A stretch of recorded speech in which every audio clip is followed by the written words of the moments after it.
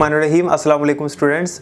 10th class की computer science की lecture series में आप सबको खुशामदीद। मेरा नाम अदील महबूब है और आज के इस लेक्चर में हम बेसिक में यानी बेसिक लैंग्वेज में इस्तेमाल होने वाले ऑपरेटर्स के बारे में पढ़ेंगे कि कौन कौन से ऑपरेटर्स बेसिक लैंग्वेज में यूज़ होते हैं। आज जो हम ऑपरेटर्स पढ़ेंगे ये आगे तमाम चैप्टर्स में जब हम प्रोग्राम्स करेंगे प्रोग्रामिंग में ये इस्तेमाल होने हैं, इसलिए इनको समझना ज़रूरी है। आसान भी है और ये एक लॉन्ग क्वेश्चन भी है, इंपॉर्टेंट है, बोर्ड में आ चुका है लॉन्ग क्वेश्चन के तौर पे। तो ऑपरेटर्स जो हैं ये क्या होते हैं, सबसे पहले तो ऑपरेटर के बारे में हमें पता होना चाहिए, फिर इसकी टाइप्स पढ़ेंगे। तो ऑपरेटर किसे कहते हैं? ऑपरेटर बेसिकली एक सिंबल होता है जो कि कोई ऑपरेशन परफॉर्म करवाता है ऑपरेंड्स के ऊपर। ऑपरेंड्स वैल्यूज़ होती हैं या वेरिएबल्स को कहते हैं जिन पे कोई एक्शन परफॉर्म किया जाता है।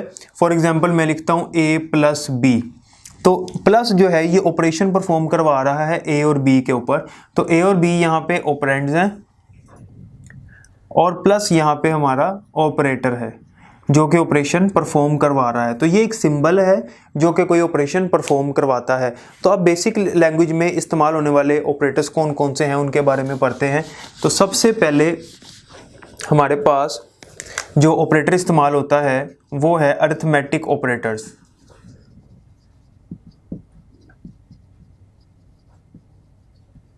अरिथमेटिक ऑपरेटर्स कौन कौन से होते हैं? ये बेसिक मैथमेटिकल ऑपरेटर्स होते हैं जिसमें प्लस माइनस मल्टीप्लाई डिवाइड वगैरह ये सारी चीज़ें आती हैं। इसमें हम इस्तेमाल करते हैं प्लस को, माइनस को। मल्टीप्लाई के लिए हम स्टेरिक यूज़ करते हैं, स्टार लगाते हैं, और डिवीजन के लिए हम ये स्लैश यूज़ करते हैं क्योंकि कीबोर्ड पे तो ये वाला साइन तो होता नहीं है, इसलिए बेसिक लैंग्वेज में जब हमने डिवीजन करनी है तो हम स्लैश का इस्तेमाल करते हैं। ये चार तो बेसिक अरिथमेटिक ऑपरेटर्स हैं। इनका आपको काम पता है कि ये एडिशन के लिए होता है, ये सब्ट्रैक्शन के लिए होता है, मल्टीप्लिकेशन और ये डिवीजन के लिए होता है। इसके अलावा अरिथमेटिक ऑपरेटर्स में एक हमारे पास एक्सपोनेंट साइन होता है, इसको कहते हैं एक्सपोनेंट।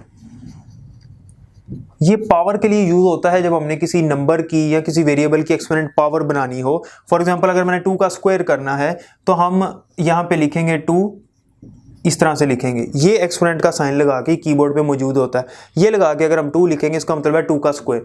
और अगर हमने कोई वेरिएबल है उसकी पावर 10 करनी है तो ये लगा के आगे 10 लिख देंगे।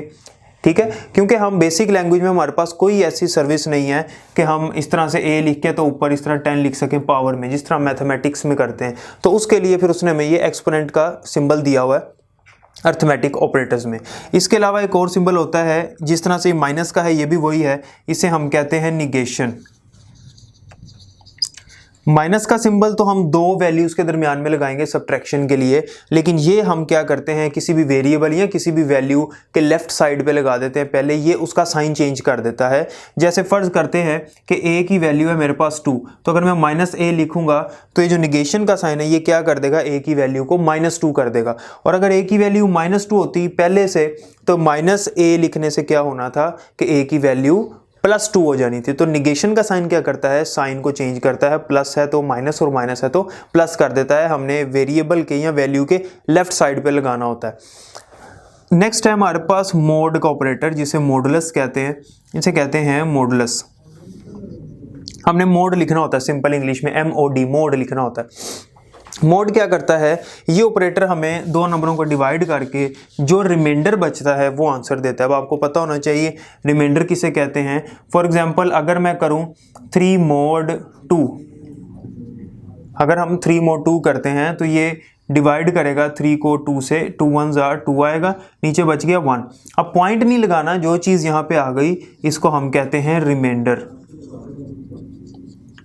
तो मोड का सिंबल क्या करता है, मोड का जो ऑपरेटर है ये हमें रिटर्न करता है रिमाइंडर। तो 3 mod 2 का आंसर हमारे पास आएगा 1। ठीक हो गया, तो 3 mod 2 1 बनेगा। इसी तरह से अगर हम करें 10 mod 2, 10 mod 2 करेंगे तो हमारे पास क्या आंसर आएगा, 10 mod 2 अगर हम करें, 10 को अगर हम 2 से डिवाइड करें तो यहाँ पे आएगा 2 5 10, और यहाँ पे 0 हमारे पास रिमाइंडर आएगा 0।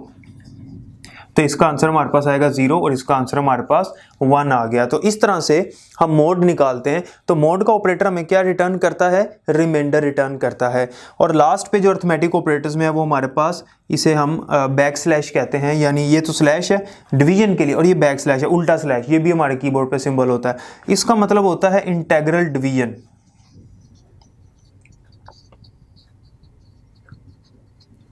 ये ऑपरेटर असल में करता ये है कि जब हम दो नंबर्स को डिवाइड करते हैं तो पॉइंट के बाद जो नंबर आता है, मतलब डेसिमल पार्ट होता है, उसको छोड़ देता है और जो इंटीजर वाला पार्ट होता है वो हमें रिटर्न करता है। ठीक है, जिस तरह से यहाँ पे अगर हम देखें तो हमारे पास 0.5 आंसर बनेगा अगर हम इसको डिवाइड करते हैं। यहाँ पे मैं कर देता हूँ लहदा से, 2 1 ज़ा 2, पीछे 1 आ गया और फिर 5 आएगा यहाँ पे इस तरह से, तो आंसर आता है 1.5। लेकिन अगर हमने इंटेग्रल डिवीजन किया होगा, मतलब अगर मैं 3 इंटेग्रल डिवीजन 2 करता हूँ तो हमें 1 मिलेगा, 0.5 को वो छोड़ देगा, तो ये इंटीजर वैल्यू हमें देता है इंटेग्रल डिवीजन। तो उम्मीद है कि ये अर्थमेटिक ऑपरेटर्स आपको समझ आ गए होंगे।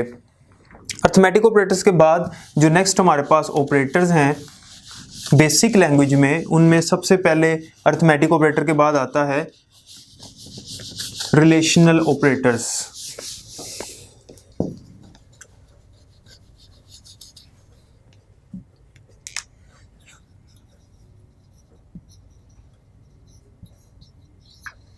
रिलेशनल ऑपरेटर्स असल में कंपैरिजन के लिए इस्तेमाल होते हैं। याद रखिएगा, बहुत इंपॉर्टेंट बात है कि अर्थमेटिक ऑपरेटर्स से हमें कोई डिजिट, कोई वैल्यू मिलती थी आंसर में कैलकुलेशन के बाद, लेकिन अर्थमेटिक ऑपरेटर्स बेसिकली मुआवजा करने के लिए होते हैं, दो वैल्यूज़ या वेरिएबल्स का आपस में कंपैरिजन के लिए होते हैं, और इनका आंसर या तो ट्रू आता है या फॉल्स आता है, या तो वो कंपैरिजन जो हमने किया सही होगा या गलत होगा। अगर ट्रू है तो 1 और अगर फॉल्स है तो 0।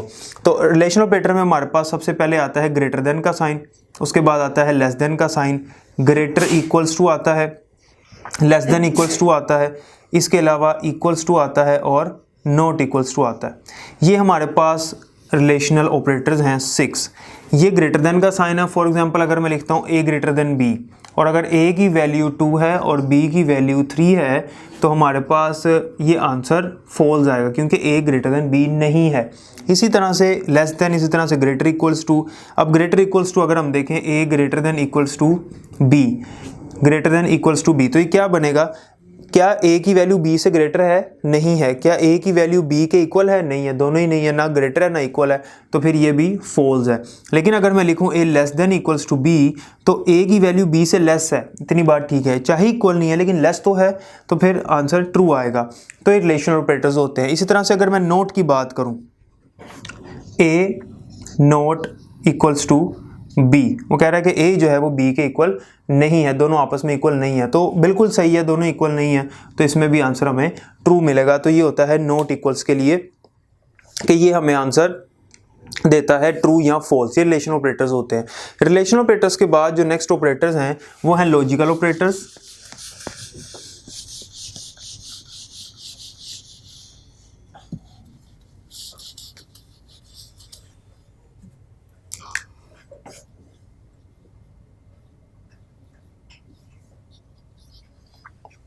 लॉजिकल ऑपरेटर्स हमारे पास 3 तरह के हैं। 9th क्लास में हम ये पढ़ चुके हैं बूलियन अलजेब्रा वाले चैप्टर में। एक होता है एंड, दूसरा होता है और तीसरा होता है नॉट। ये 3 हमारे पास ऑपरेटर्स होते हैं, एंड और नॉट। और बेसिक लैंग्वेज में इनको इसी तरह से लिखना होता है, एंड ही लिखना होता है इंग्लिश में, और लिखना होता है और नॉट लिखना होता है। एंड जो है ये भी हमारे पास ऐसा ऑपरेटर है जिसका आंसर 0 या 1 आता है, इसका भी 0 या 1 और इसका भी, यानी कि लॉजिकल ऑपरेटर में भी आंसर 0 या 1 मतलब ट्रू फॉल्स ही आता है, जिस तरह से रिलेशनल ऑपरेटर्स में आता है। तो एंड ऑपरेटर में ये होता है कि अगर हम एंड ऑपरेटर लगाते हैं तो इधर इसके राइट साइड पे भी एक कंडीशन होती है, इसके लेफ्ट पे भी एक कंडीशन होती है, तो फाइनल आंसर ट्रू या फॉल्स आता है, डिपेंड करता है इन दोनों कंडीशंस पे। तो आपने याद रखना है एंड में हमें आंसर ट्रू तब मिलता है जब दोनों ट्रू होंगी, ये भी ट्रू और ये भी ट्रू, तो फिर आंसर ट्रू मिलेगा। एक भी फॉल्स तो आंसर फॉल्स हो जाएगा। मैं आपको इसकी एग्जाम्पल देता हूँ। फर्ज करते हैं कि a की वैल्यू हमारे पास 2 है, b की वैल्यू 3 है और c की वैल्यू भी 3 है। इन वैल्यूज़ को कंसीडर करते हैं। सबसे पहले अगर मैं लिखूं a greater then b and a greater then c, क्या a ग्रेटर देन b है? नहीं है, ये कंडीशन हमारी होगी फॉल्स। क्या a ग्रेटर देन c है? ये भी नहीं, ये भी फॉल्स, तो आंसर हमारा फॉल्स आएगा। अगर मैं कर दूं a less then b and a greater then c, क्या a लेस देन b है? बिल्कुल है, ये कंडीशन ट्रू है। क्या a ग्रेटर देन c है? नहीं है, तो यहाँ पे 0, तो आंसर भी 0, क्योंकि एंड में ट्रू के लिए दोनों का ट्रू होना जरूरी है। तो अगर मैं लिख दूं यहाँ पे b equals to c and a less than c, क्या बी सी के इक्वल है? बिल्कुल है, बी और सी की वैल्यू दोनों की 3 है, ये ट्रू है। और क्या ए लेस है सी से? ए सी से लेस है क्योंकि ए की वैल्यू 2 है, सी की वैल्यू 3 है, तो ये भी ट्रू हो गया। तो जब दोनों ट्रू हो जाएंगे तो आंसर बी ट्रू हो जाएगा। इसी तरह से अगर ये वाली इधर वाली कंडीशन फॉल्स है, इधर वाली ट्रू होगी, तो आंसर फॉल्स ही आएगा, यानी एक भी फॉल्स तो आंसर फॉल्स। इसमें ट्रू तब होना है जब दोनों ट्रू हैं, जबकि और में ऐसा केस नहीं है। और में फॉल्स तब होगा जब दोनों फॉल्स होंगे। यानी कि अगर मैं लिखता हूं a ग्रेटर देन b और a इक्वल्स टू c, क्या a ग्रेटर देन b है? नहीं है, ये कंडीशन हो गई फॉल्स। क्या a ग्रेटर देन c है? a इक्वल्स टू c है? नहीं, ये भी फॉल्स। तो आंसर मेरा फॉल्स आ जाएगा, 0 आ जाएगा। ठीक है। और अगर मैं ये लिखूं a इक्वल्स टू c और a लेस देन b, क्या a c के इक्वल है? नहीं है, 0। क्या a लेस देन b है? बिल्कुल है, ट्रू। तो आंसर मेरा ट्रू। इसमें एक भी ट्रू तो आंसर ट्रू हो जाएगा। यानी और में फॉल्स तब आएगा जब दोनों फॉल्स हैं, और एंड में ट्रू तब आएगा जब दोनों ट्रू हैं। ठीक है। तीसरे नंबर पे जो हमारा ऑपरेटर है वो है नोट का। नोट जो है वो क्या करता है? ट्रू को फॉल्स कर देता है और फॉल्स को ट्रू कर देता है। इसमें हम लिखते हैं, इसमें एक साइड पे कंडीशन आती है, राइट साइड पे। जैसे मैं लिखता हूँ not a equals to c, उसने कहा a इक्वल टू c लिखा हुआ। अब क्या a c के इक्वल है? नहीं है, कंडीशन फॉल्स है, a c के इक्वल नहीं। लेकिन नोट क्या कर देगा? इसको ट्रू कर देगा। तो ये कंडीशन हमारी आंसर देगी ट्रू। किस वजह से? क्योंकि नोट लग गया था। इसका आंसर क्या था? फॉल्स था, लेकिन उसने उसको ट्रू कर दिया। 0 आना था लेकिन उसने 1 कर दिया, 1 आता तो उसको 0 कर देना। तो नोट जो है ये रिवर्स कर देता है, ट्रू को फॉल्स और फॉल्स को ट्रू कर देता है। तो ये हमारे लॉजिकल ऑपरेटर्स थे।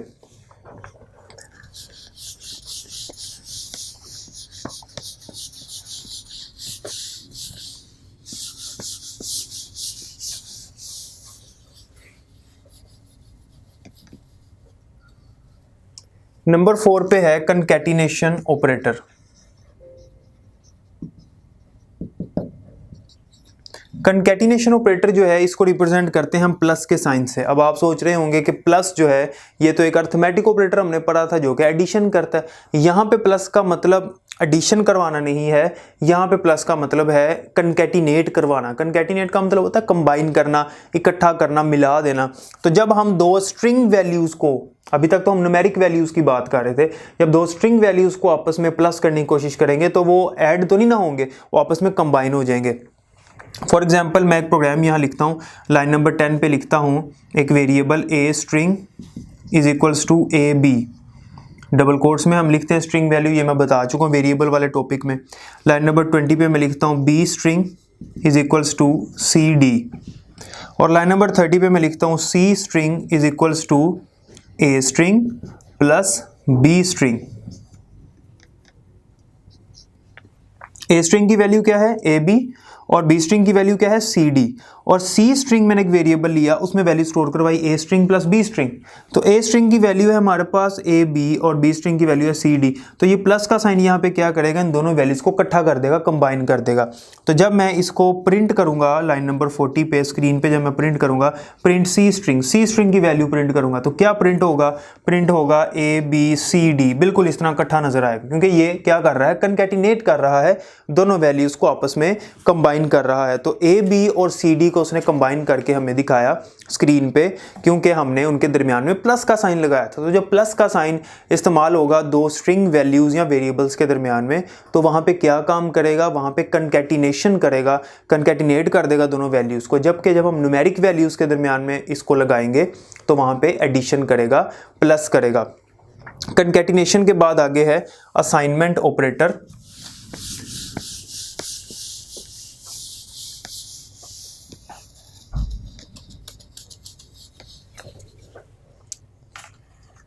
नंबर 5 पे असाइनमेंट ऑपरेटर। असाइनमेंट ऑपरेटर जो है इसको रिप्रेजेंट करते हैं इक्वल से। ये ऑपरेटर, इसका सिंटैक्स ये होता है कि हम लेफ्ट साइड पे लिखते हैं वेरिएबल और इक्वल के राइट साइड पे हम लिखते हैं एक्सप्रेशन। या कोई वैल्यू भी आ सकती है या कोई वेरिएबल भी लिख सकते हैं।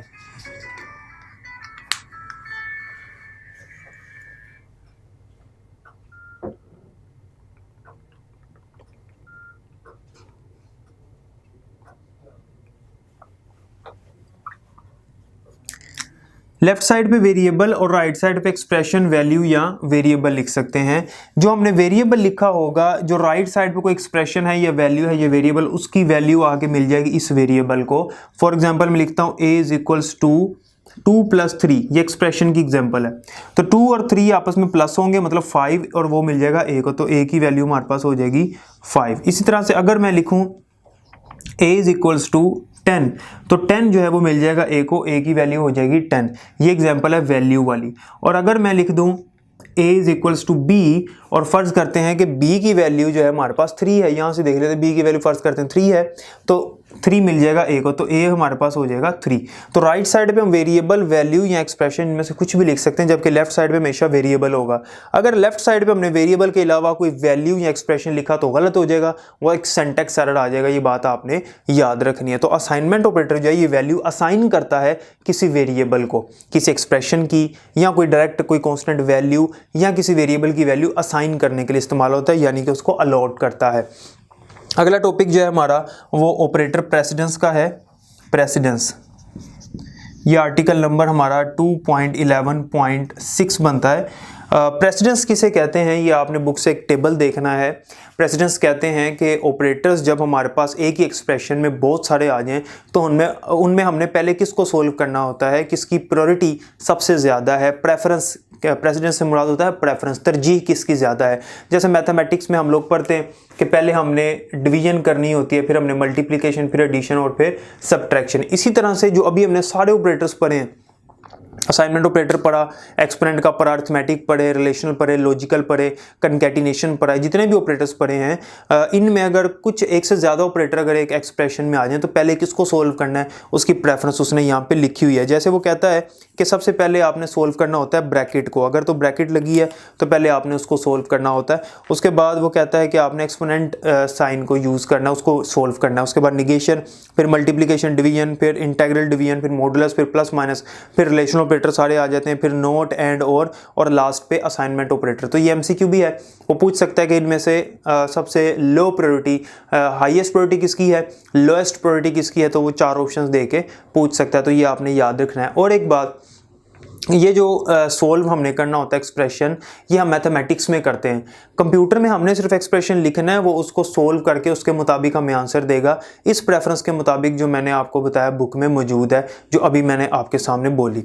तो कंप्यूटर इसको सोल्व करता है, हम नहीं करते लैंग्वेज में, लेकिन हमें पता होना चाहिए, क्योंकि एमसीक्यू आ सकता है हमें, या हमसे वो पूछ सकता है कि किसकी प्रायोरिटी हाई है, किसकी प्रेसिडेंस हाई है, किसकी प्रेसिडेंस कम है। ये सारी चीज़ें आपको आनी चाहिए। तो ये टॉपिक था हमारा, कंप्लीट डिटेल टॉपिक था ऑपरेटर्स पे, जिसमें हमने हर ऑपरेटर को डिटेल से डिस्कस किया। इसके अलावा कोई क्वेश्चन है आपको तो आप पूछ सकते हैं। मिलते हैं नेक्स्ट लेक्चर में। अल्लाह हाफिज़।